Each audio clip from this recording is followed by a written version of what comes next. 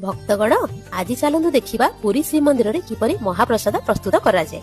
प्रथमे एही दरभंगा साधारण अमुणिया चाउल को माटी पात्र फुटुवा गरम पानी रे सिझाइबा। सिझिगला परे एही चाउल को अन्न कुहाଯାଏ। एही अन्न को रोषेईशाला बाहर को नेला परे एहाको कुहाଯାଏ छेक। एही छेक को वर्तमान भैरव चक्र उपरे रखा जाय तीनी ठाकुर को निवेदन पई प्रस्तुत करागला बेले एहाको कुहाଯାଏ नैवेद्य। नैवेद्य बा निवेदन परे जेते बेले तीनी ठाकुर एहाको ग्रहण करंती एहा होई जाय भोग। एहा परे शक्ति रूपा मा विमला को एही भोग अर्पण करागला परे एहा होई जाय महाप्रसाद।